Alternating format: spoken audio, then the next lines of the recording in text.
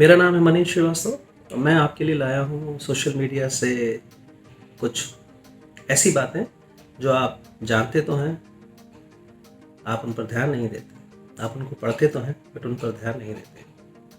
इस बार हम बात करने वाले हैं सोशल मीडिया के इकोसिस्टम के। क्या है ये इकोसिस्टम? हाल के दिनों में सोशल मीडिया पर इकोसिस्टम बनाने की बहुत बात होने लगी है। राइट विंग के इकोसिस्टम बनाने की बात, या ये इकोसिस्टम बनता क्यों नहीं है। हम लोग इसके लिए भाजपा को कोसते हैं। आप जानते हैं ये इकोसिस्टम 6 महीनों में या 6 साल में या 5 साल में नहीं बनता। करीब करीब 100 सवा 100 लगते हैं इसके लिए। कांग्रेस ने ऐसे ही बनाया था। बहुत कुछ करना पड़ता है इसके लिए आपको पुरस्कार बांटना पड़ते हैं, आपको इसको पद बांटने पड़ते हैं, आपको इसके लिए लोगों को ज़मीन से उठाकर आसमान तक पहुंचाना पड़ता है, बिना ये जाने हुए कि वो इसके लायक हैं या नहीं। कांग्रेस ने ये किया और बहुत अच्छे से किया। आप ये जानते होंगे कांग्रेस एक पार्टी नहीं, विचारधारा थी। तब तक थी जब तक नेहरू इस सत्ता में नहीं आए थे। तो बाद में फिर सब कुछ बदलता चला गया। बाद में सब कुछ फिर उसी लिए होता रहा जिसके लिए ब्रिटिश करते रहे, सत्ता के लिए। विचारधारा कहीं कोने में चली गई। आपको लगता है कि आपको 1947 में आज़ादी मिल गई थी? वाकई में आपको सिर्फ लगता है ऐसा। कुछ नहीं बदला था, सिवाय बदली थी मोहर और बदला था राजा का नाम। बाकी सब कुछ वैसे ही था। आपको सीखना पड़ेगा कांग्रेस से, बहुत कुछ सीखना पड़ेगा कि इकोसिस्टम बनाया कैसे जाता है। हम आपको आज मिलवाएंगे एक ऐसे मकड़ जाल से जिसमें एक राजनीतिक, एक नौकरशाह, एक लेखक और एक नौकरशाह दूसरे पत्रकार, दूसरे राजनीतिक लेखक से कैसे जुड़ा हुआ है। हम आपको बताएंगे कि बच्चन खानदान नेहरू परिवार से, नेहरू परिवार थापर परिवार से, थापर परिवार कपूर खानदान से कैसे जुड़ा हुआ है।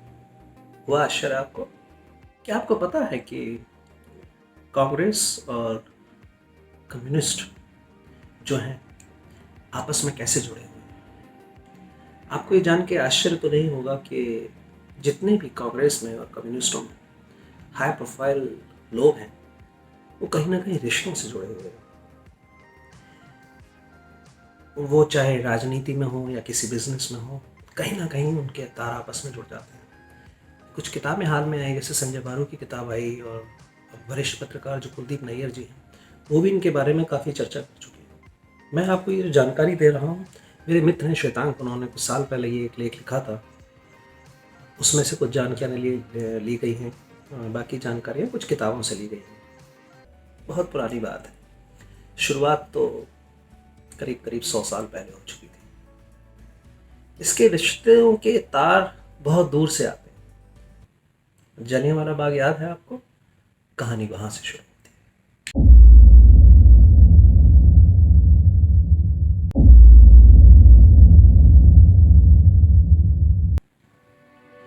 हम चलते हैं जलियांवाला बाग की तरफ। याद है आपको कितनी दर्दनाक घटना थी?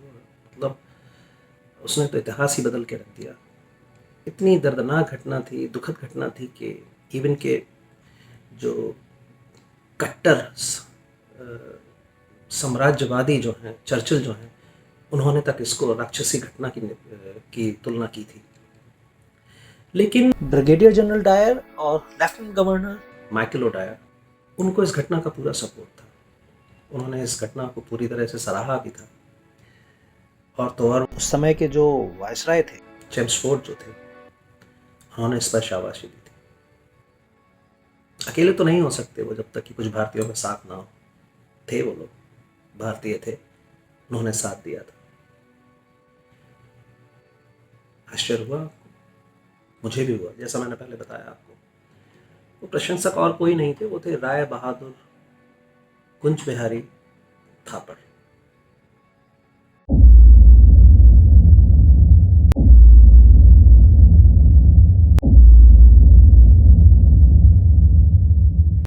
थापर नाम सुन के आपको थोड़ा सा कुछ पहचाना सा लगा होगा। उनके बारे में हम बाद में चर्चा करेंगे। उस समय की जो आज जिसको हम SGPC कहते हैं, और स्वर्ण मंदिर प्रबंधन कमेटी जो उस समय हुआ करती थी, उन्होंने उन दोनों को बुलाकर एक कृपाण और एक सिरोपा और साथ में 1,75,000 रुपये दोनों माइकल डायर को और जनरल डायर को दोनों को भेंट किया था। और इसमें सहायता देने वाले थे उमर हयात खान, राय बहादुर कुंज बिहारी लाल थापर, राय बहादुर लालचंद। ये राय बहादुर लालचंद वही हैं जिन्होंने बाद में पंजाब नेशनल बैंक की स्थापना में अपना हाथ बटाया, जी पहला बैंक। और एक चौधरी गज्जन सिंह भी हुआ करते थे। इन चारों ने ही ये पैसा इकट्ठा किया था जो कि माइकल डायर को और जनरल डायर को दोनों को भेंट किया गया था। हमारे ही लोग थे, बाहर से थोड़े ना आए थे। अब राय बहादुर की पदवी मिली हो या कुछ दूसरे इनामात मिले हों तो इतना तो बनता है। थापर का परिवार जो एक परिवार था, नया नया अमीर हुआ था। किसकी बदौलत? ब्रिटिश साम्राज्य की बदौलत। बड़े थापर जो थे वो उस समय ब्रिटिश सेना में प्रथम विश्व युद्ध के दौरान कमीशन एजेंट का काम किया करते थे। अब चूंकि कमीशन एजेंट थे तो आप नाम से ही समझ लीजिए कि उनको कमीशन मिला करता था। और उनको देखिए क्या है कि जब आप इस तरह की सर्विसेज या सेवा दे रहे हो अपने आकाओं को, तो उनको आपको खुश रखना पड़ेगा। वो हर तरह के संभव प्रयास किया करते थे कि जिससे कि उनके आका जो हैं वो खुश रहें, प्रसन्न रहें और जिससे उनको काम मिलता रहे। तो ये कोई ऐसी अनहोनी बात नहीं थी, बट इसके लिए उनको अपने देश को गिरवी रखना पड़ा, ये थोड़ी सी अनहोनी बात थी। और इसी के चलते उन्होंने वो सरोपा भेंट किया था और 1,75,000 रुपये उस ज़माने में इकट्ठे करके उन दोनों को भेंट किए थे। फिर उनकी सेवाओं को देखते हुए ब्रिटिश साम्राज्य ने 1920 में उनको most excellence order of British का सम्मान भी दिया। मिलना था, क्यों नहीं मिलता? वो सेवा कर रहे थे तो उनको मिलना ही था। और वो उनको जो राय बहादुर है, दीवान बहादुर है, वो सारी पदवियां तो उस समय बांटी ही जाती थी। ये ब्रिटिश आमतौर पर किया ही करते थे, तो वो भी उनको उन्हीं आकाओं ने दी थी। ये जो कुंज बिहारी थापर साहब थे, उनके 3 बेटे थे और 5 बेटियां थी। 3 बेटों में थे दयाराम थे, प्रेमनाथ थे और प्राणनाथ थे। जो उनके सबसे बड़े बेटे थे दयाराम थापर, वो भारतीय सैन्य चिकित्सा के लिए काम करते रहे और बाद में चल के बहुत बड़ी पोस्ट से रिटायर हुए। महानिदेशक थे वो, भारतीय सशस्त्र बल चिकित्सा से महानिदेशक के रूप में उनका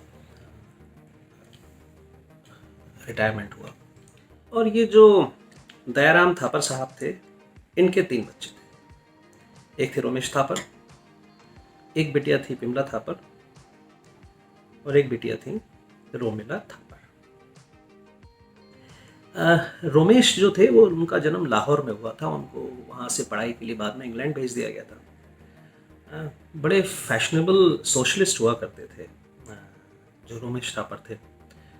उनको कैसे भी करके उनको मार्क्सवादी विचारधारा उनको पसंद आ गई थी और अंत तक वो मार्क्सवादी पार्टी के सदस्य बने रहे। उस समय उन्होंने एक पत्रिका की स्थापना की थी, सेमिनार, और बड़ा अच्छा उसका मॉडल था कि उनको पता था कि सरकार से ही सारा का सारा जो है कि पैसा आना है, राजस्व आना है, तो वो सरकार के बारे में अच्छी अच्छी बातें लिखा करते थे। और बाद में धीरे धीरे चलते चलते वो जवाहरलाल नेहरू के करीब आ गए। और शायद ये थोड़ा सा ऐसा अनजानी सी बात नहीं है कि नेहरू भी जो थे वो थोड़े थोड़े से कम्युनिस्ट थे, वो प्रगतिशील कम्युनिस्ट थे। और इसी के चलते उनकी रोमेश थापर से पहचान हुई थी या वो उनके करीब आए थे। और जब वो करीब आए तो उनकी सेवाओं को लेने के लिए उनको दिल्ली बुला लिया गया और उनको फिर सम्मानित किया गया। कैसे सम्मानित किया गया? पैसों से ही होता है, प्रॉपर्टी से ही होता है। उनको भी कुछ कम रेट पर, सस्ती दरों पर प्रॉपर्टियां दे दी। ये थे रोमेश थापर।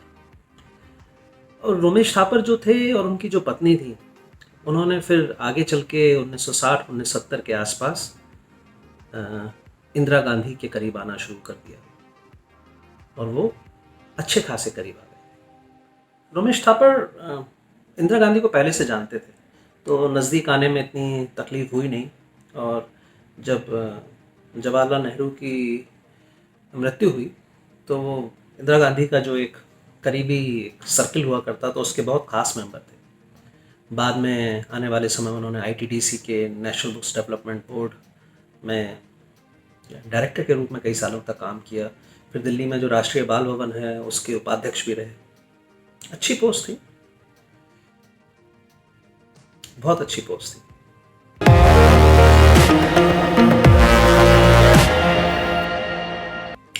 इन्हीं रोमेश थापर के दो बच्चे थे। एक थी बिटिया उनकी मालविका और दूसरे उनके पुत्र वाल्मीकि थापर। वाल्मीकि थापर ने बाद में संजना कपूर से शादी की। संजना कपूर कौन है? शशि कपूर की बिटिया है। वाल्मीकि थापर हैं आज के ज़माने में वन संरक्षण के ऊपर काफ़ी काम करते हैं, डॉक्यूमेंट्रीज बनाते हैं और एनिमल प्लैनेट, डिस्कवरी चैनल वगैरह के लिए काफ़ी काम करते हैं। जो मालविका थी, उन्होंने बाद में तेजवीर जुगनू जी से शादी की। अब ये तेजवीर जुगनू जी कौन है, इसके बारे में हम बाद में बात करेंगे, बट इतना हम आपको बताते चलते हैं कि तेजवीर जुगनू जो हैं, उनके जो पूर्वज हैं, उन्होंने दिल्ली को बसाने में बहुत मदद की थी। साथ ही हम आपको ये भी बता दें कि ये जो तेजवीर जुगनू और मालविका हैं, ये राजस्थान में पर्यटन सलाहकार के रूप में पर्यटन से संबंधित जितनी भी समितियां हैं उसके काफ़ी बड़े सदस्य रहे हैं, प्रमुख सदस्य रहे हैं। और शायद इसी के चलते उनके बच्चों के कुछ रिसोर्ट हैं, जंगल रिसोर्ट्स इनको कहते हैं। एक छोटी सी श्रृंखला है होटलों की, रिसोर्ट्स की, बुटीक रिसोर्ट्स की, सुजान के नाम से, छोटी सी, राजस्थान में। और अब हम बात करते हैं उनकी एक और बिटिया रोमिला थापर जी की। रोमिला थापर को आज कौन नहीं जानता, इतिहासकार हैं, बल्कि ये कही कांग्रेस इतिहासकार हैं जिन्होंने हमको एक वो इतिहास पढ़ाया है जो कभी शायद हुआ ही नहीं, और हमने बड़े प्यार से पढ़ा उसको। हम ये जानते रहे, समझते रहे कि वही सच है। उन्होंने बताया हमको कि राम जन्मभूमि के बारे में बताया, तो ऐसा वहाँ कुछ था ही नहीं। उन्होंने हमको बताया आर्यन थ्योरी के बारे में, और उन्होंने महाभारत के बारे में बिल्कुल नई नई बातें बताई जो इवन के पांडवों को भी नहीं पता थी। जी हाँ, रोमिला थापर वो एक जिनको कहा जाता है कि कम्युनिस्ट विचारक इतिहासकार हैं, तो ये ऐसे नाम दिए जाते हैं और हमारी पाठ्य पुस्तकों के लिए लिखती रहती हैं। महारत उनको हासिल है कि वो कैसे कांग्रेस को समर्थन देते हुए अपनी मार्क्सवादी विचारधारा को हमारे अंदर उतार सके, ये उनकी महारत है। बड़े प्यार से, देखिए बड़े मीठे से बोल के वो बात करती है।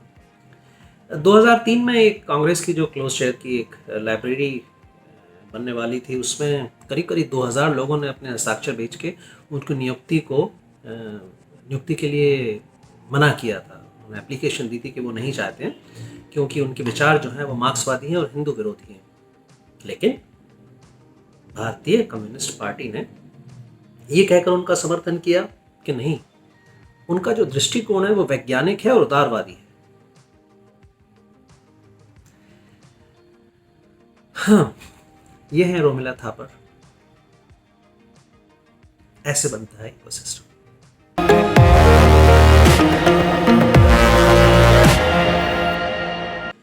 हम बात करते हैं प्राणनाथ थापर की, जो कि उनके सबसे छोटे बेटे थे कुंज बिहारी लाल जी के। उन्होंने जो शादी की थी वो उन्होंने बिमला बशीराम सहगल जी से शादी की थी। बिमला बशीराम जी के जो भाई थे गौतम, उन्होंने शादी की नयनतारा सहगल से। कौन है ये नयनतारा सहगल? नयनतारा सहगल वही हैं जिन्होंने मोदी जी के सत्ता में आने के बाद पहले बड़े आंदोलन में ज़ोर शोर से भाग लिया था। वो आंदोलन याद होगा ना आपको, अवार्ड वापसी वाला, उसकी कर्ता धर्ता नयनतारा सहगल जी ही थी। नयनतारा सहगल कौन थी? नयनतारा सहगल जो थी विजय लक्ष्मी पंडित जी की बिटिया थी। अभी मत कहिएगा कि विजय लक्ष्मी पंडित कौन थी।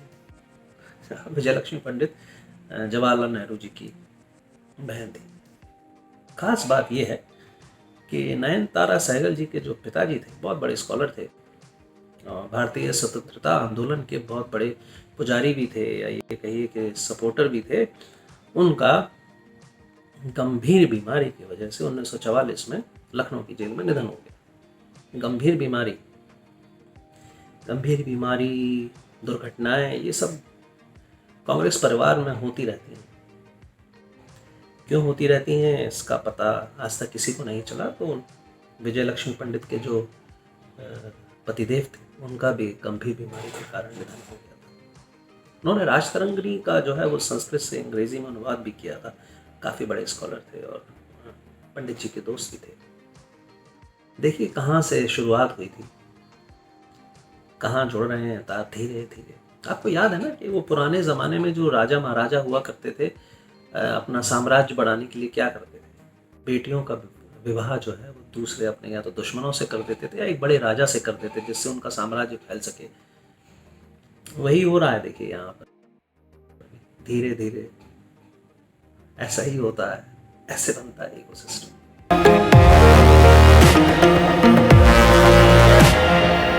अगर विमला सहगल के भाई ने अगर नेहरू जी की भांजी के साथ शादी की, तो विमला सहगल की जो बहन थी उनका विवाह जो हुआ था वो वीके मेनन जो थे उनके बेटे के साथ हुआ था।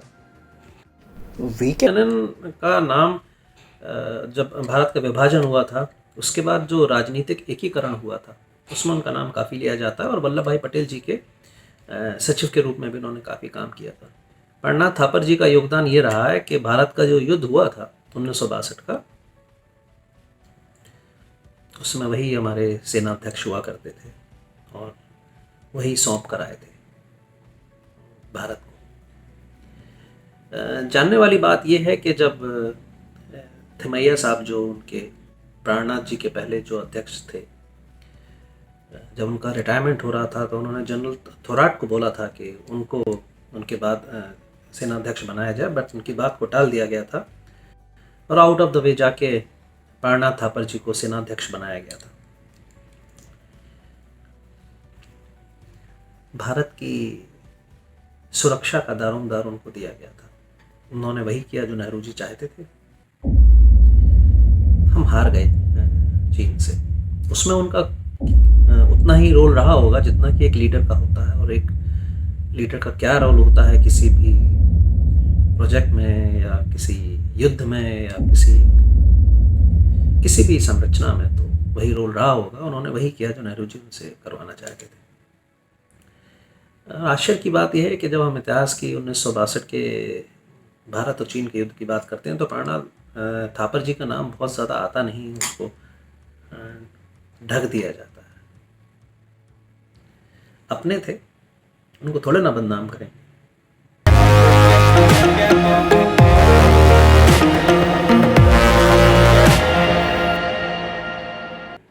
और इन्हीं प्राणनाथ जो थापर साहब थे, उनके 4 बच्चे थे। उनसे सबसे छोटे थे करण थापर। जी हाँ, करण थापर उसी थापर खानदान के हैं और काफ़ी प्रसिद्ध मीडिया कर्मी हैं। उनकी काफ़ी सुनी जाती है, उनकी काफ़ी चलती है और बड़ा रोल रहा है उनका कांग्रेस को यहाँ तक लाने में, उनकी कांग्रेस को एक इमेज बनाने में। क्या लिखते हैं थापर साहब वो आप लोग देख ही लेंगे। सबको पता है कि वो कांग्रेस को किस नज़र से देखते हैं और भाजपा को किस नज़र से देखते हैं। अब इतना तो बनता है ना, देखिए पूरे परिवार को कहाँ से कहाँ लाके खानदान ने खड़ा कर दिया, तो आप नमक हरामी तो करेंगे नहीं आप, और आपको अपने नमक का हक तो अदा करना पड़ेगा। ऐसे किया जाता है, फिर आप भूल जाते हैं, आप सब भूल जाते हैं कि आपकी जो वफादारी है वो देश के लिए है या एक परिवार के लिए है। वो आपको भूलना ही पड़ेगा। आपको दबा दिया जाता है, इतना दबा दिया जाता है ज़ोर से नहीं, ज़बरदस्ती से नहीं, एहसानों तले। अब आप एक एहसान हो तो चुकाएंगे आप, आपके ऊपर एहसान एक नहीं किए जाते हैं, आपके ऊपर एहसान के ऊपर एहसान किए जाते हैं, आपके परिवार को कहाँ से कहाँ लाके खड़ा कर दिया जाता है, आपकी गलतियों को छुपा दिया जाता है, आपका नाम, आपको अवार्ड्स मिलते हैं, साहित्य अकादमी अवार्ड है जो नयनतारा सहगल जी को मिल चुका है, करण थापर को बेशुमार अवार्ड्स मिल चुके हैं, पूरे खानदान को। तो अब वो लोग नहीं सपोर्ट करेंगे तो कौन करेगा? ऐसा है कोई भाजपा में? उन्होंने ऐसा किसी को खड़ा किया है जो इस तरह से सब कुछ छुपा सके, एक सरकार की गलतियों को छुपा कर केवल वही दिखाए जो कभी हुआ ही नहीं? करण थापर ने वही किया, नयनतारा सहगल ने वही किया। इस तरह ये दो नाम हैं केवल, ऐसे कई ऐसे परिवार हैं जो कांग्रेस ने खड़े किए। केवल मैं आपको केवल पत्रकारों की बात बता रहा हूँ, पत्रकारों के अलावा कई आप देखेंगे बिजनेस के क्षेत्र में हैं और एजुकेशन के क्षेत्र में हैं, कई ऐसे लोग हैं। ऐसे बनता है इकोसिस्टम, कब से चला आ रहा है, मतलब तीसरी पीढ़ी है ये। और उसके लिए आपको सत्ता में आना पड़ेगा ना। आप जब तक आप सत्ता में नहीं रहेंगे आप कैसे बांटेंगे? आपको पदवियां देनी है तो तभी जब आपके पास पावर होगी। भाजपा अभी आई है तो मैं ये नहीं, अच्छा मैं ये नहीं कह रहा हूँ कि आप भाजपा को क्लीन चिट दे दें, वो भी कर ही रही होगी। तो आपको लगता है कांग्रेस ने गलती की? हो सकता है कि हो सकता है नहीं कि हो। आपको सत्ता में रहना है तो आपको अपने आसपास अपनी आवाज़ को सुनाने के लिए लोग तो चाहिए ही होंगे ना। आप जब अपने बारे में तारीफ करते हैं तो आपकी नहीं सुनता, बट निष्पक्ष पत्रकार जब आपके बारे में बोलते हैं तो आपकी बात मान ली जाती है। तो करण थापर एक वो आवाज़ थे, नयनतारा सहगल वो एक आवाज़ थी जो कि कांग्रेस के लिए बोलती रही हैं, बोलते रहे हैं। ये हो गया एक परिवार। अब हम आपसे बात करते हैं एक दूसरे परिवार, सुजान सिंह परिवार की। अच्छा परिवार।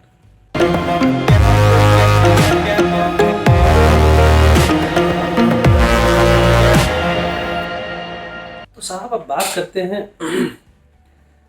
सुजान सिंह जी की। सुजान सिंह शोभा सिंह जी के पिताजी। शोभा सिंह कौन?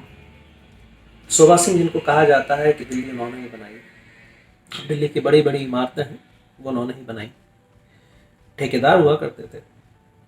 और जब ब्रिटिश सरकार ने तय किया कि जो राजधानी है वो दिल्ली शिफ्ट की जाएगी तो उसका जो ठेका था दिल्ली को बसाने का वो शोभा सिंह जी को दिया गया था। शोभा सिंह जी को क्यों दिया गया था? वो सिर्फ इसलिए कि जब 1919 में असेंबली बम घटना हुई थी जिसके लिए भगत सिंह और राजगुरु जी को फांसी दी गई थी, तो उसमें गवाह के रूप में शोभा सिंह जी ने गवाही दी थी, बस इतना ही। तो बाद में दिल्ली बसाने का काम शोभा सिंह जी को दे दिया गया। शोभा सिंह जी जब दिल्ली आए उसके बाद उनको 2 रुपए गज के हिसाब से उस जमाने में जमीन आवंटित की गई। कितने साल के लिए? इस पर 10 साल, 20 साल, 50 नहीं, फ्री होल्ड। जी हाँ, एक ज़माने में कहा जाता था कि आधी दिल्ली के मालिक शोभा सिंह जी ही हुआ करते थे।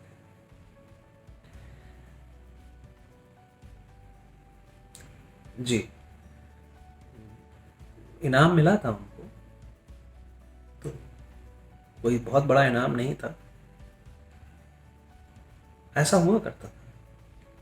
हम जो स्वतंत्रता की बात करते हैं और गांधी जी की बात करते हैं, हम भुला देते हैं कि उन लोगों के नाम के जिन्होंने हमको स्वतंत्रता 1947 के पहले मिलने नहीं दी। उसमें से शोभा सिंह एक नाम थे।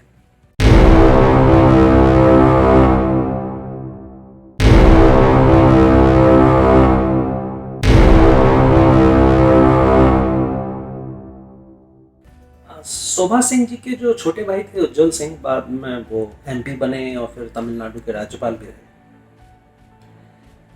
और उन्हीं शोभा सिंह जी के 4 बेटे थे। गुरबख्श थे, दलजीत थे और भगवंत सिंह थे, उनकी बेटी का नाम था मोहिंदर कौर, और बेटे जो थे वो थे खुशवंत सिंह। जी हाँ, खुशवंत सिंह नामचीन पत्रकार, इंदिरा गांधी के प्रबल समर्थक, जिन्होंने इमरजेंसी का समर्थन किया था, वही खुशवंत सिंह। और जो उनकी बिटिया थी मोहिंदर कौर, मोहिंदर कौर की जो बहू थी उनका नाम था रुखसाना। अभी रुखसाना जी कौन थी? रुखसाना जी जो थी वो संजय गांधी की खास मित्र थी। इमरजेंसी के दौरान उनके हर एक कार्य में उनके साथ देती थी, चाहे वो नसबंदी हो चाहे कुछ भी हो, साथ ही रहा करती थी। ये जो रुखसाना जी हैं, ये जो अमृता जी हैं, हमारी एक्ट्रेस सैफ साहब की पहली बीवी, उनकी माँ। जी हाँ। और एक नाम जो मैं आपको शुरू में आपको बात कर रहा था, जब हम थापर परिवार की बात कर रहे थे, उनकी नातिन की बात कर रहे थे हम, मालविका जी की, और हमने आपको बताया था कि वो उन्होंने तेजवीर जी से शादी की थी। तो जो तेजवीर जुगनू जो थे वो इन्हीं के नाते थे, सुबा सिंह जी। तो ये इस तरह से एक जो चक्र था वो पूरा हुआ। उसमें फिल्मी खानदान भी आए, उसमें मंत्री भी आए, उसमें राजनीतिक भी आए, उसमें बिजनेसमैन भी आए। ये पूरा पूरा चक्र है। और इस जो ये जो पेड़ है, इसकी शाखाएं कहाँ तक फैली हुई हैं वो आप देखेंगे। ऐसे कई परिवार हैं, जैसा मैंने आपको पहले बताया था। एक और है छोटा सा परिवार, उसके बारे में हम इस बार ज़्यादा बात नहीं करेंगे, फिर किसी दिन बात करेंगे। आप अगर किसी भी आज की तारीख में पत्रकार को, अगर आप ऐसे पत्रकार को कि जो कि कांग्रेस का या कम्युनिस्टों का समर्थक है, अगर आप उसकी हिस्ट्री में जाके देखते हैं तो आपको उसके तार कहीं ना कहीं यहीं कहीं जुड़ाए दिखाई देंगे कि जिनके ऊपर कांग्रेस का बहुत बड़ा हाथ रहा है। ऐसे बनता है इकोसिस्टम। इस इकोसिस्टम को बनाने में बहुत समय लगता है। कांग्रेस ने इसमें इस पेड़ को सींचने में बहुत मेहनत की है, बहुत खाद डाली है, बहुत पानी से, अपने खून से भी सींचा होगा, पसीने से सींचा होगा, पैसों से सींचा होगा। और जब हम बात करते हैं कि सोशल मीडिया पर इकोसिस्टम क्यों नहीं बन रहा, तो ये सोशल मीडिया पर इकोसिस्टम इतना खुले तौर पर नहीं बनता। ये बहुत कुछ ढका छुपा होता है, बन रहा होगा। हो सकता है मैं भी उसी इकोसिस्टम का एक हिस्सा हूँ, हो सकता है आप जो सुन रहे हैं वो भी उसी इकोसिस्टम का हिस्सा बन जाए कुछ दिनों बाद। तो ये कहानी थी साहब एक परिवार की जो हमारे साथ बरसों से जुड़ा हुआ था, बट हमको उसके बारे में पता नहीं था। पता था, बहुत ज़्यादा नहीं पता था। और ऐसे ही कुछ और किस्से लेकर आपके सामने आता रहूँगा मैं। ये मेरी एक पहली कोशिश थी। जुड़े रहिएगा, फिर मिलते हैं कुछ समय बाद। मेरा नाम है मनीष श्रीवास्तव और आप मुझे देख रहे थे एक नई शुरुआत पर। मैंने कोशिश की कि आपको जो सोशल मीडिया का इकोसिस्टम है या राजनीति का जो एक इकोसिस्टम है उसके बारे में कुछ बताऊं। शीघ्र मिलते हैं।